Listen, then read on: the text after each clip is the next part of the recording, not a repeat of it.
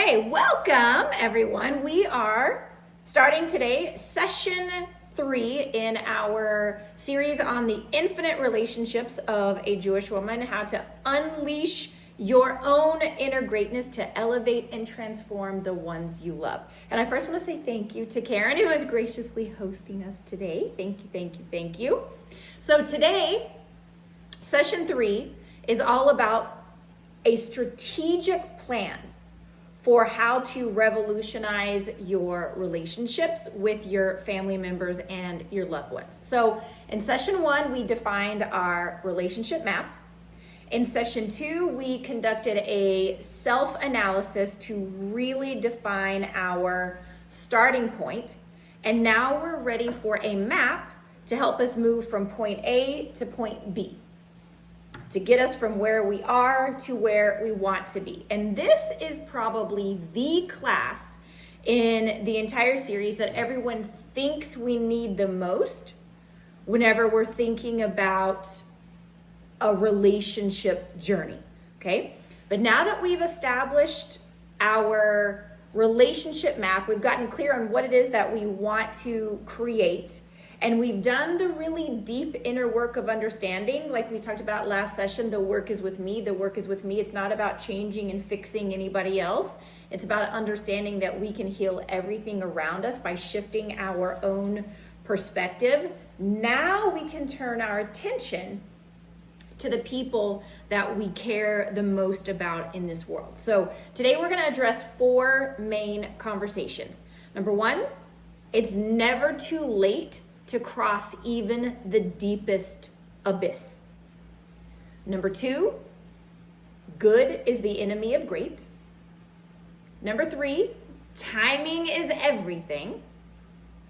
And number 4, transforming from reactionary conversations to strategic conversations. And as we begin to understand these 4 concepts, we will be able to start moving the needle in our relationships in truly miraculous ways. Okay, so let's jump in. Number 1, it's never too late to cross even the deepest abyss. Now, this is a truth of every relationship that rises and falls on one word. The one word is belief. Okay, belief is actually one of the most powerful laws of nature, of human nature.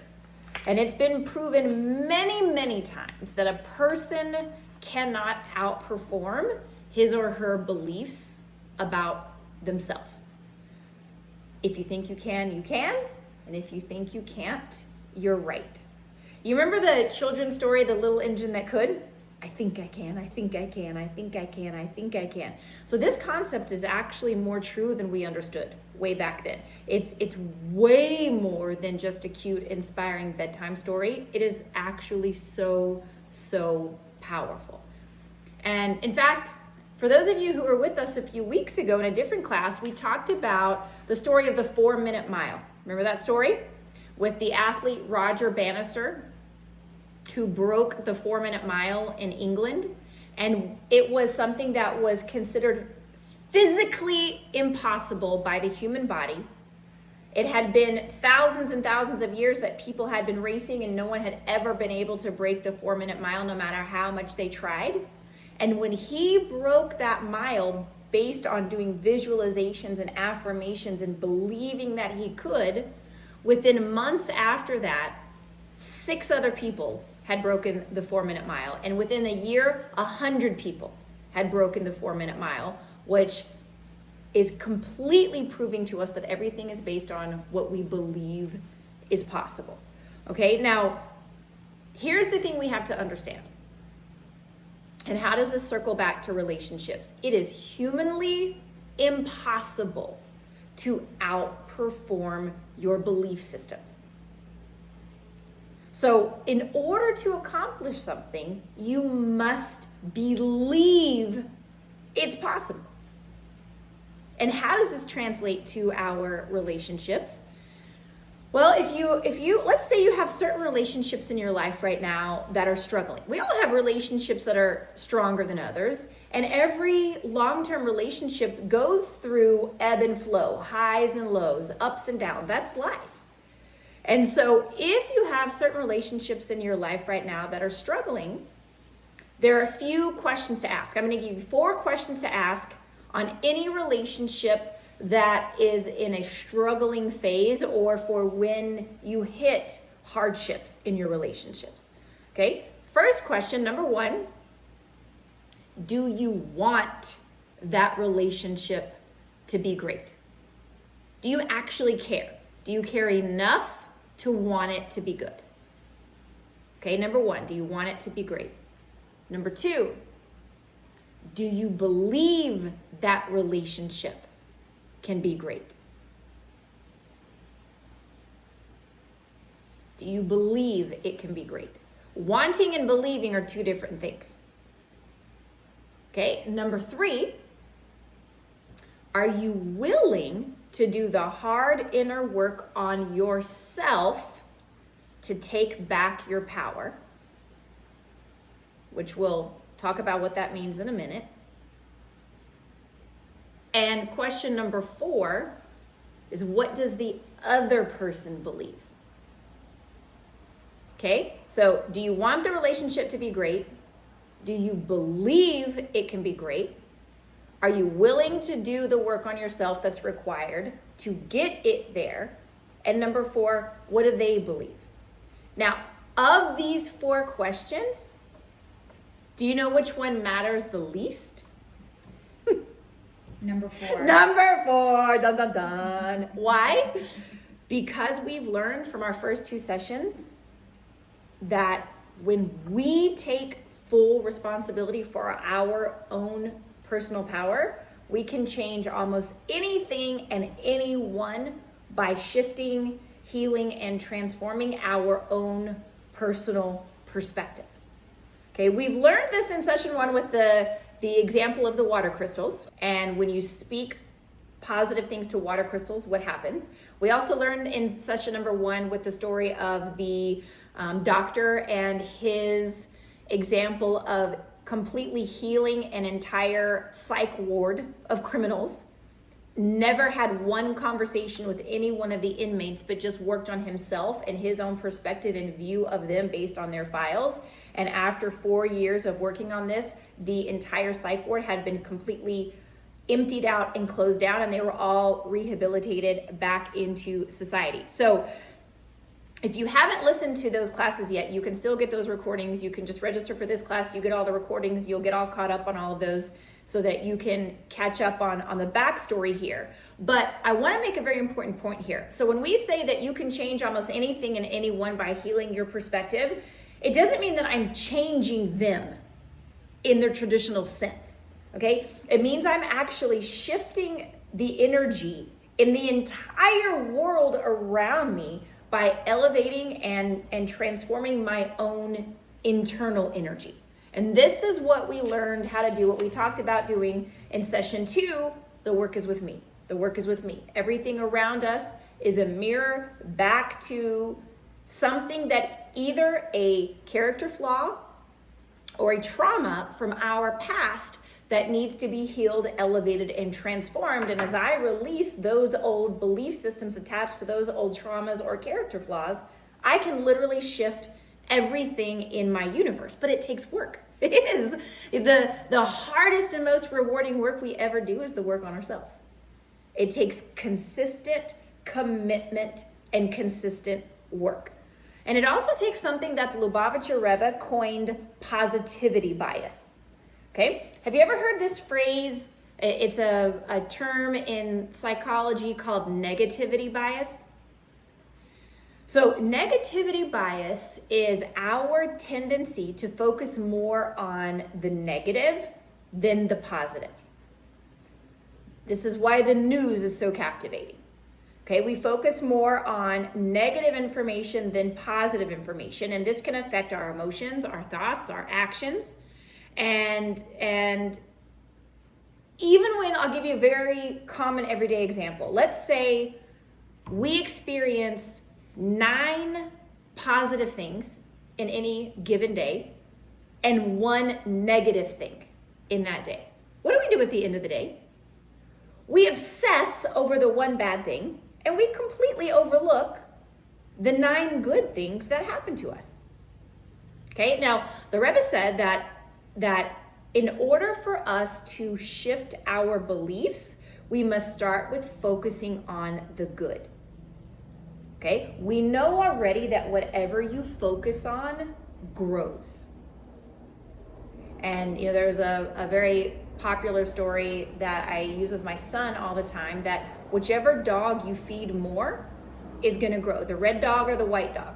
So if you're going to feed the red dog, the angry dog, you're going to get more anger, you're going to get more negativity, you're going to get more stress. If you're going to feed the white dog, the dog that comes with peace and kindness and goodness and relaxing, then you're going to get more of those things. So whichever energy you're going to feed more in your life, the positive or the negative, this is going to grow more. Okay, and why is this? The Rebbe said that the Rebbe teaches, lost my sunglasses, my headband. The Rebbe used to always teach that we have to be so careful with our words, so careful with our words, because we are creating reality with our power of speech. Because our thoughts create our words, and our words create our reality. And he would even go the Rebbe was so careful with his words.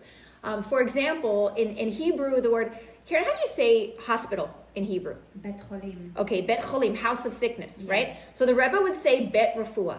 He would not even say house of sickness. He would call it house of healing. Mm-hmm. And he would say in everyday things, like we should never use the word deadline. We should say a deliverable date or a due date, because deadline signals death and due date signals birth. Mm. So we have to be so careful in the little tiniest things. So for example, if we talked about this a couple of weeks ago, and I think in our first session, instead of saying I can't afford something, we say we're choosing to invest our funds differently. And it's just those little nuances of the words that come out of our mouth, and we're taught from the Torah, with our words bring life and words bring death. And it's up to us which we're bringing more of into our life. In fact, there is a book based on these entire teachings of the Rebbe. The book is called Positivity Bias. I highly recommend it, and it gives a couple hundred pages of examples of how the Rebbe changed his world through his positive outlook. I highly recommend it. It's totally mind-blowing. It's a very simple, easy read. You can pick it up and just read a couple pages of it every now and then whenever you can. And you can keep it on your nightstand, and just whenever you need a positive kick in the pants, you can just pick any page and turn to it. Okay? Now, this concept doesn't only relate to transforming, toxic or strained relationships. It relates to every single relationship that you have. You remember way back in session 1, I gave you an assignment to rank all of your relationships on a scale of 1 to 10. You remember this conversation? Mm-hmm. Okay. Now, we also said if you are settling for anything less than a 9 in any relationship, you're selling yourself short and robbing yourself of so much joy. But why do we do that? Because we've been programmed to settle for mediocrity in this world. And that actually brings up our second point for today. You remember conversation number 2 is good to great. Good is the enemy of great. Now, I want to tell you a story about how this concept was introduced into my life. When I was in grad school, I was in the MBA program at SMU, Southern Methodist University in Dallas. The very first professional development book that I was assigned to read was a book called Good to Great by Jim Collins. Now, this is a business book that was written some 25 years ago, but it made a huge impact on me, and it totally shifted how I approach my personal life, not just my professional life, but my own personal life ever since then. Because basically it summarizes how our world is suffering from a disease called mediocrity. Why do we settle for good when we could have great? And we go through life. I know I did this when I was a young adult. I've got a good house, a good car, a good job, a good income, a good marriage, good health, good relationships with my kids. In fact, just this week, day before yesterday, I was in a shop in New York. And I was picking out something to have custom made for my house. And I was talking with the shopkeeper, the shop owner. And somebody walked into a colleague of his walked in the front door and said, "Hey, how are the kids?" And his answer, I kid you not, was as good as they can be. Like we're Eeyore. Thanks for noticing me. This is as good as it gets. Why do we do that? Why do we place this invisible lid on our lives? And we look around us at everybody else in the world around us, and we think, well, I'm pretty much on par with everybody around me, or compared to them, I don't look so bad. And this is our bar. Why do we do this? Because we look around and think, well, if they don't look so much better than me or so much worse than me, so we figure we're on pace with the rest of the world. You know what that means? That means we are settling for the status quo. This, by the way, is the literal definition of living small. Okay? And when I say living small, I'm not talking about compared to the tabloids or to your social media feed, but small compared to your own potential.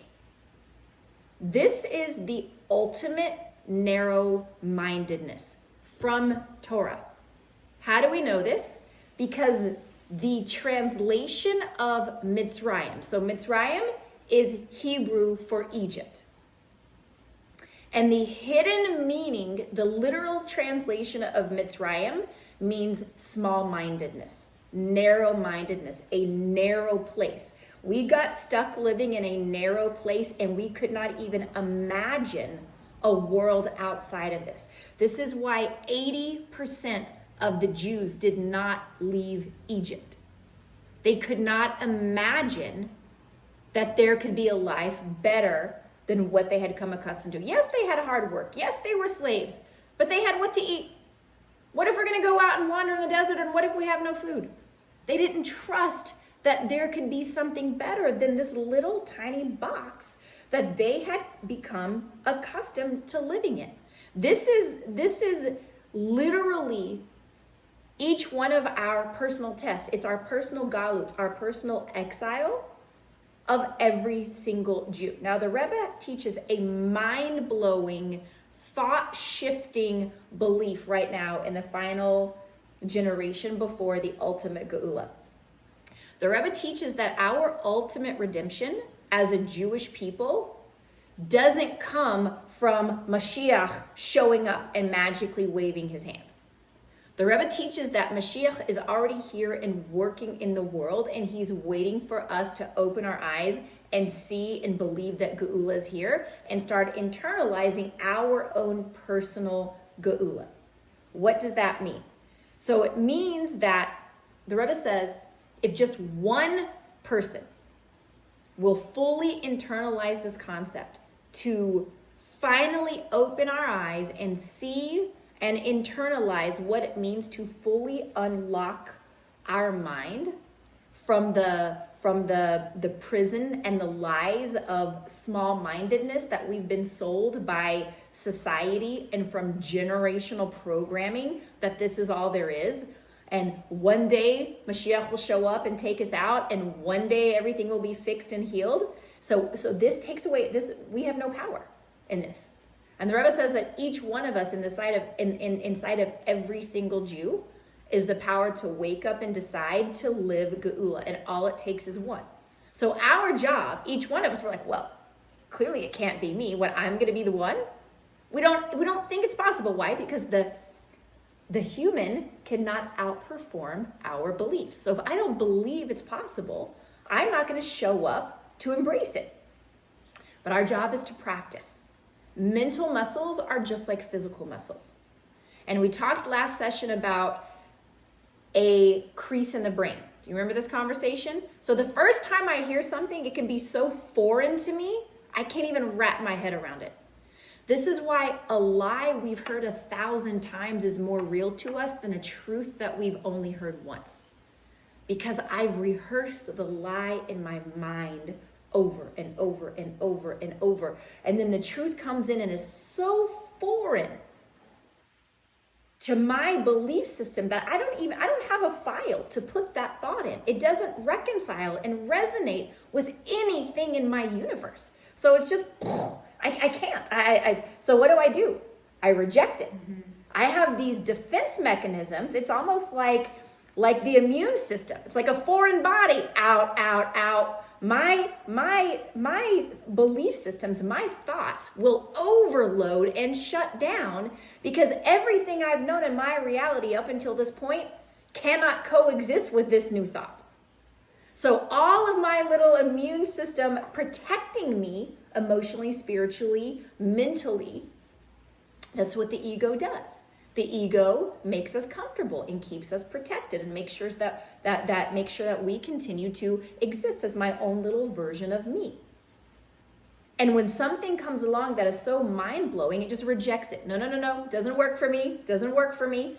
So if we know that a lie I've heard 1,000 times is more real to me than a truth that I've only heard for the first time, my job, if I can start to understand the power of the mind, my job is to start practicing, rehearsing the truth, just like I practice my physical muscles. Because the more I rehearse that, even if I'm circling it like an eagle, like I'm looking at it like, I don't know what to do with you yet.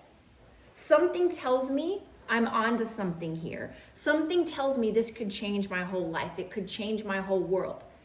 My gut reaction is to reject it and turn away from it. But with the wisdom, the infinite wisdom Hashem is giving me, I'm going, no, hang on a second here. So instead of just dumping it and running, I'm going to start practicing believing. Fake it till I make it. This is one time in life where fake it till you make it can be a good thing. You're entertaining the concept, okay? So our job is to practice, to work every day on creating as many good to great moments as we can. Good to great moments are where we pass up galut in exchange for geula, where we pass up status quo, survival, in pursuit of wanting to thrive and live at my ultimate purpose, my ultimate power, my ultimate joy. That is a galut to a geula moment, a good to great moment. When I can stop settling for the status quo, stop meddling in mediocrity, stop giving up at good, strive for great, for excellent, for maximum purpose and joy in everything that you do. What if you approached your relationships with your family and your loved ones through this lens? We're going to stop sleepwalking through life like the zombie apocalypse is happening outside where everyone is just literally on survival mode. And we're going to choose to snap out of that, to wake up from that. Like did you ever see the movie The Matrix? Mm-hmm. Okay, the best analogy ever. And we decide that we're going to stop being programmed. We're going to stop just being sedated to stay asleep. And we're going to unplug and wake up, and we're going to start living with maximum joy. You know, even if you think about it, that's what this nation was founded on. Life, liberty, and the pursuit of happiness. But we've forgotten everything that our founding fathers worked so hard for. And we've settled for mass sedation in more ways than one, and we are not going into that conversation today. But what if we decided to stop settling for good and striving for great in every possible way? Now, this doesn't mean that we become perfectionists, Okay, you've heard me say more than once, I was born a raging perfectionist. Now I consider myself a perfectionist in recovery. Okay, and I'm working on it daily. When I get stressed or when I get triggered or when I get sucked back into unconscious living, I will start obsessing over perfectionism on something that is completely not even worth it, because done is better than perfect. So please don't mistake excellence for perfection. The two are very different. In fact, by definition, if you look up the root word of excellent is excel. Excel means to rise above the status quo, to rise above mediocre. And that's what we are doing when we are striving for maximum joy and purpose in our life. But it takes work. But you know what? Striving to create great relationships requires just as much effort as maintaining mediocre and miserable relationships, because those are exhausting and they drain you of every ounce of your life. And who wants to be in that space? Not you, not them. Nobody's happy in that space. Okay, so we've got number 1, even the greatest abyss can be crossed. Number 2, good to great. Good is the enemy of great. And number 3, timing is everything. So, in a Jewish context, I'm sure you've all heard of, it's called, in the non-Jewish world, they call it the Proverbs 31 woman, the woman of valor. Okay, this is what King Solomon, the wisest man to ever live, wrote in Mishlei. Now, in Jewish vocabulary, we call this Eshet Chayil. Okay, so Eshet Chayil is an alphabetical poem that King Shlomo HaMelech, King Solomon, wrote, where each verse begins with a different Hebrew letter, talking about the value and the worth of a strong, godly woman. And so he went through every letter of the alphabet, because just like the letters of the alphabet are the building blocks of creation, so too is the Jewish woman. Now, we're going to talk more about that actually in our power hour this week on Thursday, but there's one thing I want to point out from it today under the context of timing. So I'm going to read you just a few example verses from this chapter in Mishlei, Eshet Chayil. Okay, it says, she rises when it is still night. She contemplates a field and purchases it.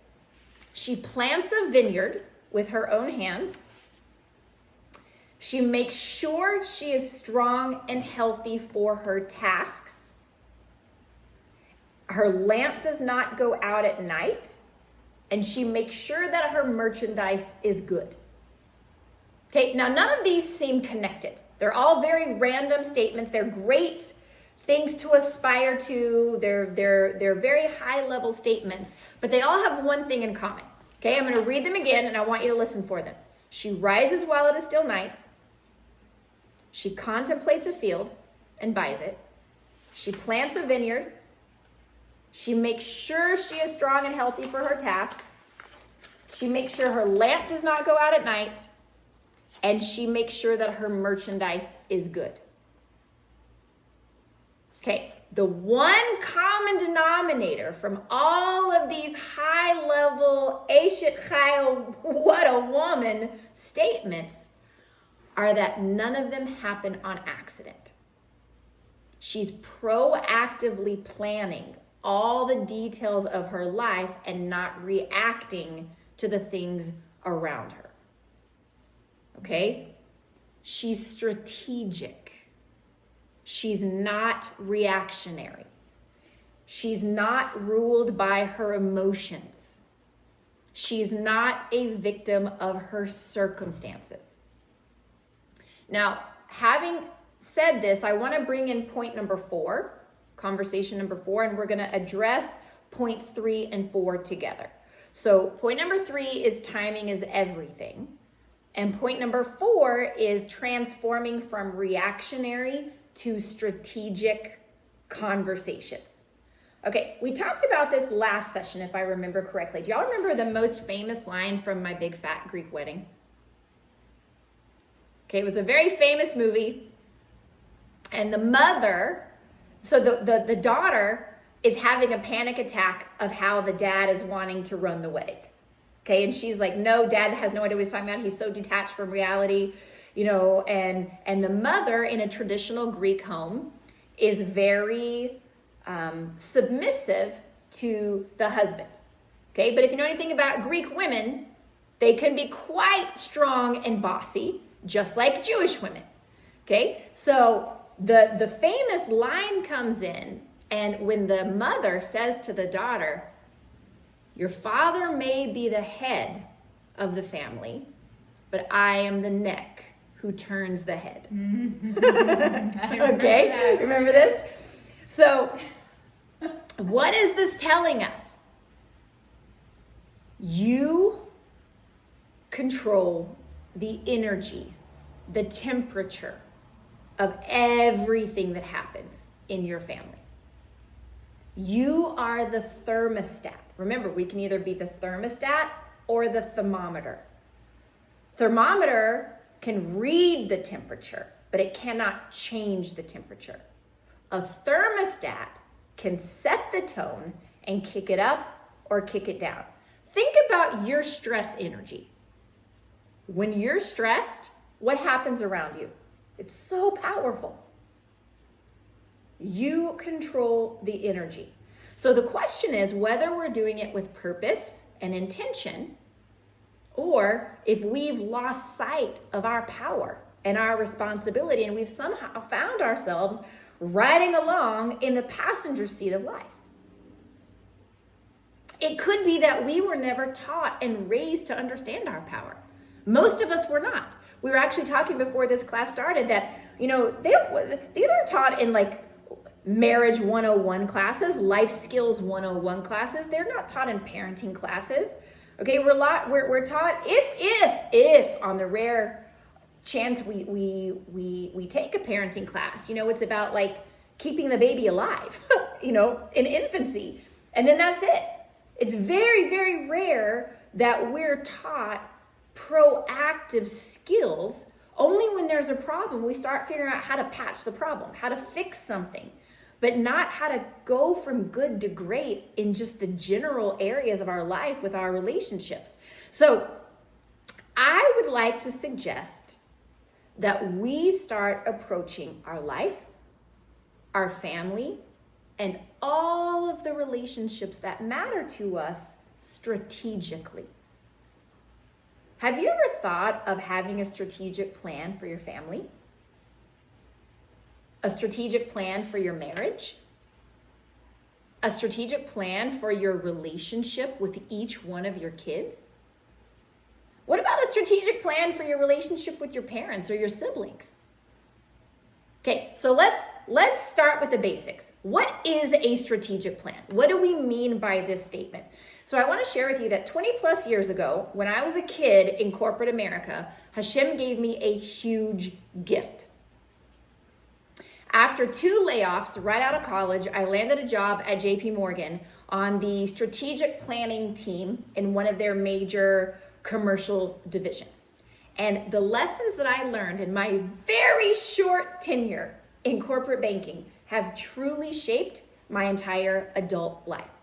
Because at the ripe old age of 22, I was taught why and how to build a strategic plan for any business. And I began to think about that concept in relation to my life. Not just business, but my life.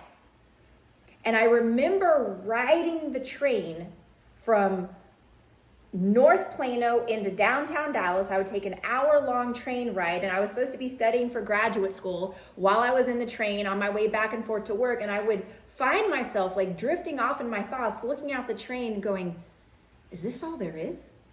There has to be more to life than this. I was 25. I was like having a quarter life crisis thinking there has to be more to this. Okay? But I want to tell you what I learned from JP Morgan. Actually, from a combination of JP Morgan and graduate school and these books and these works that I was doing through this whole concept, I'm going to whittle it down in my terminology Okay, you're not going to find it exactly like this on Google, but this is going to give you the upshot of what you need to know. Okay, a strategic plan is about 5 things. Number 1, deciding where you want to be. Getting very, very clear, crystal clear on what you want. Okay, now a lot of people get hung up on this and they think, well, I don't know what I want. So start somewhere. In Texas, we have a phrase, ready, fire, aim. Not ready, aim, fire, but ready, fire, aim, which means make a plan, get a goal as best as you can, then do something, get yourself in motion, and then refine. Because what do? Especially as raging perfectionists and people that are so afraid of criticism, we're so afraid of making the wrong plan that we don't plan at all. And we think, well, I can't plan. I don't know what my life is going to be like in 5, 10, or 20 years. Who cares? Start somewhere, and you can always refine it as you go. But stop being afraid of dreaming. We've been so accustomed and beaten down that we're afraid to actually dream big because we just assume it's not going to work. We assume people like us aren't meant to have big dreams. And that stuyot, that stupidness, that foolishness that we've been programmed generationally has left you too afraid to have a big dream. So have a dream in Technicolor. Get really, really clear on what you want, and don't you dare let yourself minimize your dream because you're afraid that it might not happen. Okay, that's number 1. Number 2, work backward. What does this mean? Working backward from the desired finish line to create a plan on how to get from where you are to where you want to be. Technical term for this is reverse engineering. Okay, we start with the end result we want to create, and then we work backward from that so we can figure out how I'm going to move from where I am to where I want to be. Working backward or reverse engineering. You with me? So if I'm creating a plan, for example, of where I want to be in 5 years, let's say I'm creating a 5-year plan. Here's where I want to be in 5 years. Here I am now. How can I work backward and break that down to where it's achievable? Okay, and that's number 3. Breaking it down into measurable time frames and tasks to keep yourself on track. I'll say it again. Breaking it down into measurable time frames and tasks to keep yourself on track. Number 4 is identifying the pitfalls and problems. So you're taking a best estimated guess at what could possibly, potentially get in the way. What could derail you? What do you see coming up? Could it be a lack of finances? Could it be a lack of buy-in from your family? A lack of any sort of resources? A lack of time? You're too busy. By the way, busy is a 4-letter B word I do not allow used in my house. It means that you are a victim and somebody else is controlling your time. Don't even get me started on this word. Okay? I'm so busy. She's so busy. We're so busy. It's sickness. It's sick. Okay.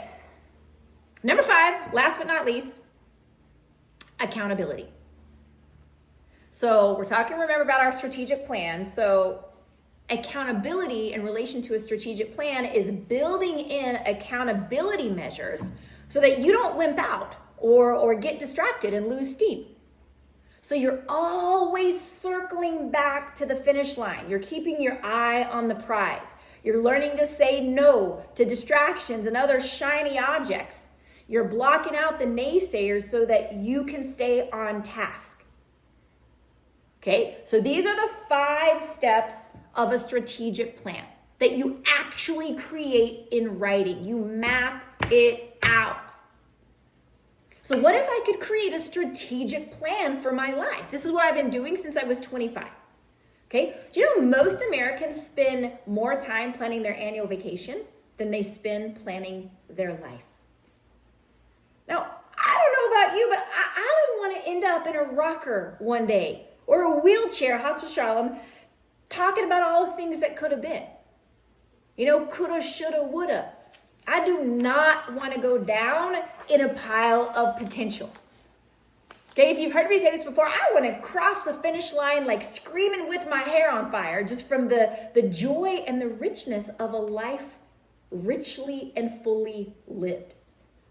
Now, here's where most people immediately check out. They think they can't afford it.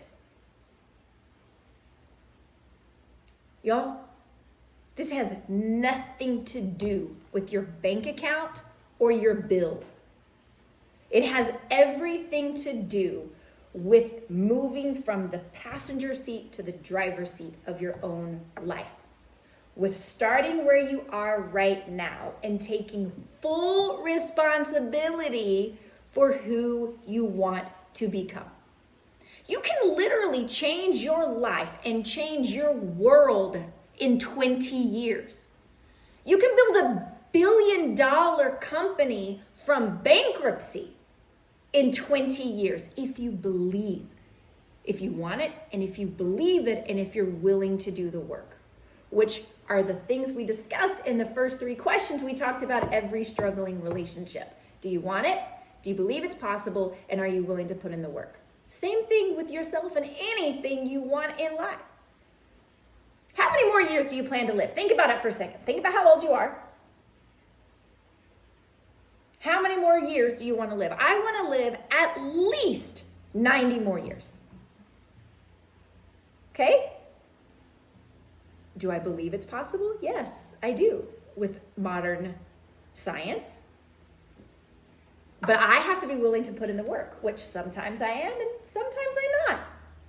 Okay? Now, here's the thing. I heard it said one time, someone's talking about he wanted to live a long life, and he said, I'm not afraid to die, but I don't want to be the one who causes it. Okay? Meaning that if my own neglect causes me to have a shorter lifespan, that's on me. In fact, our sages say that out of 100 men who die, 99 are at the intention of, one is at the intention of Hashem, and 99 are at their own hand of neglect. Because we do not take care of our physical health. This is in the Rambam's Guide to Health. Okay, which is a whole different conversation for a different day. But the Rambam wrote in a letter to his only son to run from unhealthy foods like a literal murderer trying to kill you. Wow. And how many people do we know that are quote unquote living a Jewish life that are killing themselves with kosher food? Because it's an inconvenient mitzvah. It's not one that we're willing, that is our Mitzrayim. That's another place of galut. It's a place of narrow-mindedness. But see, the sitracha, the yetzer hara, the other side, the Satan is a sneaky fox. And he will come at us again and again and again until he can find a way that keeps us trapped in being small. Some people are susceptible in their health. Some people are learned scholars, but they are literally dying from a heart attack. So they're not putting their learning scholarness to use. Some of us are not willing to look honestly at what we're doing in certain areas. We each have our area that we'd rather stay in the shadows. That's our galut. That's our narrow-mindedness. Okay? So right here, when I'm talking about making a strategic plan, let's say you've put in your mind how many more years you want to live. Yes? You got it? Okay. Do you have a plan for making the most of those years? Are you actually living as if you intend to make the most of those years, or are you living the same year on repeat for the next several decades and calling that a life? See, if we're just step repeat 1 year to the next, that's not making the most of the resources that we've been given. And what about with our relationships? Okay, same thing here. We start with the end in mind. And this is step 1 of our strategic plan. So for example, at the end of your life, for those of you who are married or want to be married or want to be remarried, at the end of your life, what do you want your marriage to look like? Is it there now? Probably not. Most of ours aren't. But what we can do is we can decide today to take charge of our own outcome. For example, how often do you have quality time with your spouse where you talk about your dreams and your goals? Have you sat together to make a plan to make them reality? Or do you just bark at him when he comes in the door, spewing things from the task list, and your whole life is existing on text messages from one another, just getting the tasks done? You're just in task management mode, survival mode. That is where most marriages are in today's world. And it takes a lot of effort to swim upstream, to unplug from that and start working hard on being intentional instead of being reactionary. Now, remember, we're actually going to talk about this a little bit more next week, okay? If you're talking about having deep conversations with your spouse and creating a life worth living together where you're actually a team, okay? Do you know what his dreams are? Do you know what his fears are? Next week, we're going to discuss some specific conversations that you can have around this topic, but this level of depth requires real planning on our part. Not just flying by the seat of our pants in survival mode, but remember, timing is everything, okay? So first, what this means is that we make our plan and then we take action in the right time. Not when we're triggered, or when they're triggered, and not in a place to receive what we're saying. You know, it says also in Mishle that a nagging wife is like a leaky roof. Drip, drip, drip, drip. And the man would rather live outside, sleep outside, than under the roof with us nagging all the time. Okay? So what this means for us, self-control, wisdom, patience, timing. And those things require a lot of inner work and a lot of inner focus, because we are taught by society, we are programmed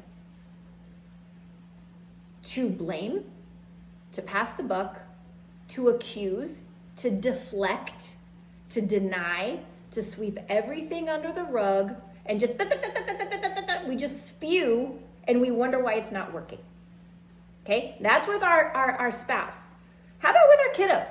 I want to ask you a few questions here about strategically planning your relationships with your kiddos. When they're old and grown, what memories do you want them to have of their childhood at home with you? Okay, now if your kids are already grown, you can create new memories and new traditions. Remember from conversation number 1, it's never too late. Okay, you can also do this with your grandkids. But if you do still have kids at home, take advantage of every moment. So what does quality time look like to you? What does quality time look like to them? What does quality time look like to everyone under your roof? What if you had a conversation about this as a whole family one day?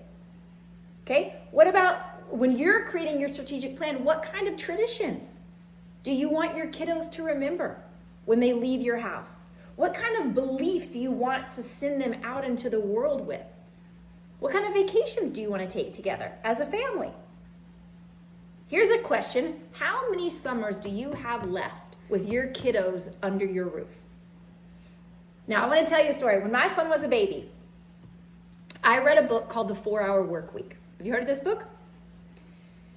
So the 4-Hour Work Week, coupled with, by the way, it actually has nothing to do with only working 4 hours a week. It was just a really catchy title, but it has to do with being intentional, and you don't have to be available to the whole world all the time, and having healthy boundaries and being smart with how you position yourself. Okay, but this book, coupled with my knowledge on strategic planning and good to great, these things really shaped how I raised my son, and I decided that I wanted him to experience life in Technicolor. I didn't want him to just read about the world in a textbook. So from the time he was 3 until he was 10, he traveled the world with me. Everywhere I went, he went. He spent more time not in school than in school. and he learned through the school of real life. And we lived a life totally outside the box because I didn't want to settle for the status quo. I didn't want to raise him to settle for the status quo. And that's why, by the way, that's why he's now been in a very non-traditional boarding school for the past 3 years. Because it's what he chose for himself after growing up, learning to zoom out and create a life of purpose and joy. Now, when he was 10, I made a list of the experiences that I wanted for him to have. Like I was creating it's a wish list, okay? None of them ever happen exactly as we planned, but we start with a dream, a goal, a plan. So when he was 10, I made a list of the experiences that I wanted him to have while he was still under my roof, and I realized that I had only 8 summers left max to squeeze it all in. Okay, and I had like a mama panic attack, thinking, I get eight, that's it, eight summers. Now, when he decided to go to boarding school in Florida, of course, there with those plans out the window, because that was 8 years or 3 years out of the 8 where he wasn't going to be home with me. Yeah, sure, he would come home for the summer, but everything shifts. When he moved out of the house at how old was he? 14 instead of 18. Okay, so when that happened, I had to get very creative. I had to go back to my plan, and I had to get even much more intentional and purposeful with his chinuch, with the education that we still wanted to give over to him, including these family values that my husband and I had identified as our life priorities. So, for example, this year for Hanukkah, we sent him a package that had 8 mini packages inside, 1 for each day. And he knew that inside each one, there was a gift for each day. That's the way I knew he would open all 8, okay? Otherwise, he might get bored with 8 letters and 8 packages. And in each letter, we had in there for him an important, something we loved about him, trying to build him up, building up his self-worth. So there was a letter of something we loved about him, along with an important life lesson or a character trait that we wanted to share. See, I didn't plan that I would have to communicate to him in letters. I thought I would have him at home for many more years. And when our life shifted, and once we realized that it was happening, then I had to go back to my strategic plan. I had to revise it, still with the ultimate goals and desired destination. But along the way, things happen. And it's the most beautiful thing that could have happened. But it wasn't according to my plan. That's why we say ready, fire, aim. Because things are going to happen and you have to revise while you're mid-shot. Okay? So I'm not saying this to create comparisons. I am sharing this just to speak from my heart, that I'm not just spouting empty theory here. Okay? These are tools that can actually transform the choices that you make and the way that you do life. And your life isn't meant to look like mine. Okay, we all come into this world with different dreams. And your starting point from today can look however you choose it to be, however you design it to be, if we're willing to put in the work. And what we have to remember is no judgment, no guilt. We can't go back. Like we've said every class so far, Jewish guilt isn't Jewish. Okay, if you've got guilt and panic and remorse and whatever bubbling up, just remember, it's not kosher for you. Release it. Release it. That is just the other side trying to keep you stuck and keep you small.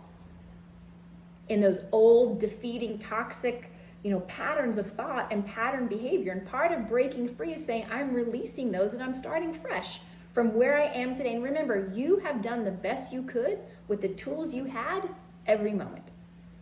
And when you get more information, you can make new decisions. Okay? So everything is divine timing.